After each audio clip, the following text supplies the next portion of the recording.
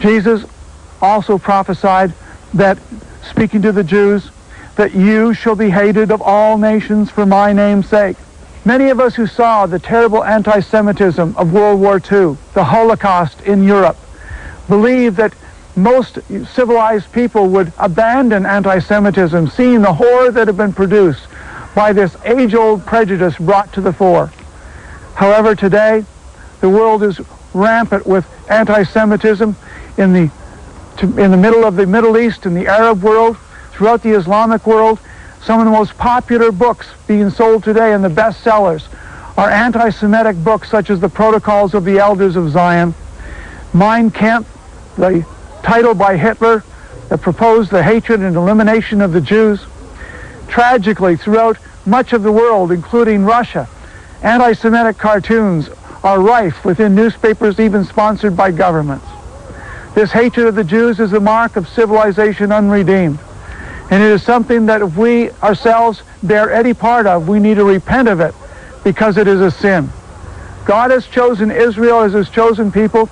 They were the repository of the revelation of not only the Torah and the Old Testament, but it was primarily Jews who were given the revelation of the New Testament, whose doctrines we follow as Christians around the world today.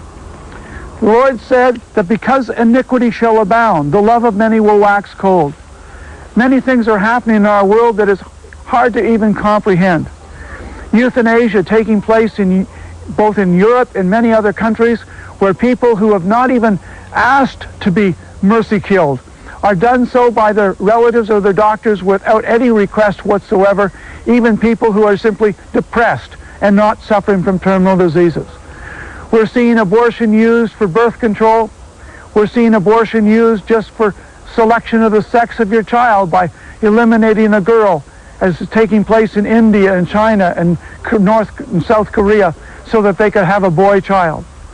Things that were inconceivable in past years are taking place around the world.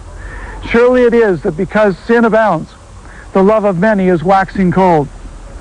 The Bible also told us, both in Daniel chapter 7 and the words of the prophet, that there would arise in the last day a one-world government. In the book of Revelation chapter 13, John the prophet talked about the whole world would worship the beast that had the wound by the sword and yet lived. The whole world would have that worship of the beast.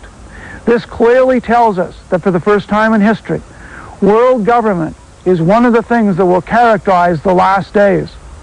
The United Nations started out representing the sovereign nations, hoping to produce harmony and peace. It has utterly failed. Peacekeeping missions have been mostly a joke. But today the United Nations ambitiously is setting out to destroy the sovereignty of nations around the world, including the United States and Europe. They want to replace sovereign nation states with international bodies and ultimately a world body in which nation states will have little and no control, that it will be bureaucrats of the United Nations which will set the rules, which is increasingly taking place. The fact of the matter is, we are living in the time of the fulfillment of prophecy. The prophet John in Revelation 13, verse 16 to 18, told us that in the last days, a world dictator would arise who would rule the whole planet. He would be a Messiah figure. Initially, he would look like a hero, but he would not be. The fact is, this man appears as a Messiah for the first 3.5 years, and then somebody kills him, probably on the Temple Mount when he stops the daily sacrifice when the temple has been rebuilt. Then his partner, the false prophet, identifies him as God and demands that the entire world worship the beast that has the wound by the sword and yet lives. This Antichrist, who's killed with a wound to the neck and the head, comes back to life satanically. The whole world believes him to be God. And now he goes into the rebuilt temple in Jerusalem. The Temple Mount, right behind me, is where all of these events will take place. The Bible indicates that when that occurs, he'll go into the Holy of Holies of a rebuilt temple. There he will claim that he is God on earth. The false prophet, his partner, will demand that every man, woman, and child on earth worship him as God. If you do, you will be given the mark of allegiance. The number 666, the mark of the beast, will be given on your right hand or forehead. That will instantly identify you in your affiliation and your allegiance to the Antichrist as God. If anyone takes that mark, they will be condemned by God to the lake of fire forever. The Bible indicates that this will happen in the last days.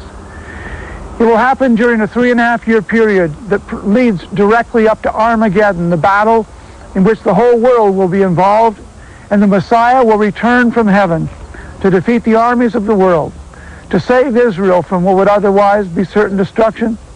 And when he does that, Israel will be saved, the armies of the Antichrist will be destroyed, and when that happens, the Antichrist and his false prophet will be destroyed by Jesus. We are living, truly, in the last days. For the first time in history, technology exists to put computer chips beneath the skin. These computer chips are now, according to U.S. law, by January 1, 2008, every animal in the United States, cattle, horses, dogs and cats, even parrots, will be required by law to have a computer chip identifying them, supposedly for medical reasons. This technology obviously is being introduced in a limited way even to bank employees, identifying when they go through a bank or into a vault and for how long.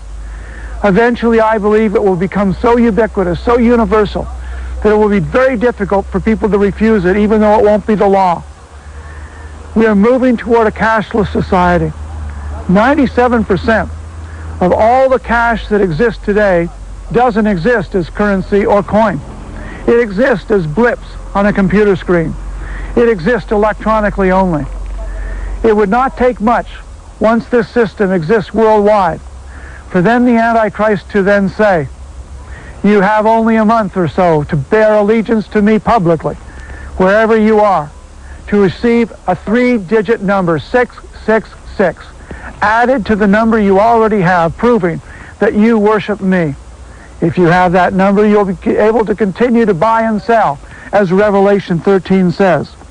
In verse 16, he caused all, both small and great, rich and poor, free and bond, to receive a mark in their right hand or in their foreheads, that no man might buy or sell save he that had the mark, or the name of the beast, or the number of his name. Here is wisdom.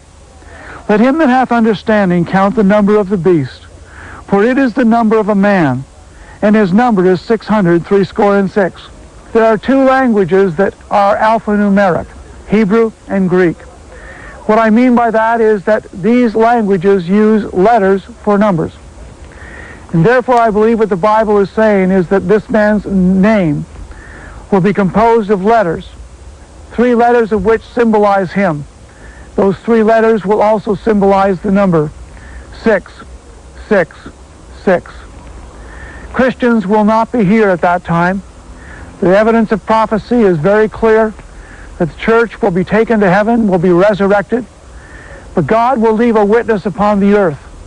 All the Bibles, all the witnessing we have done, God will raise up 144,000 Jews who will witness to the truth that the Messiah is truly coming.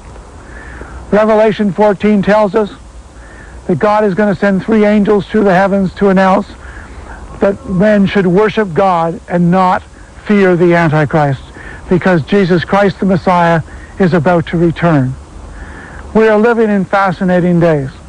Surely we can hear the footsteps of Messiah in the fulfillment of these prophecies.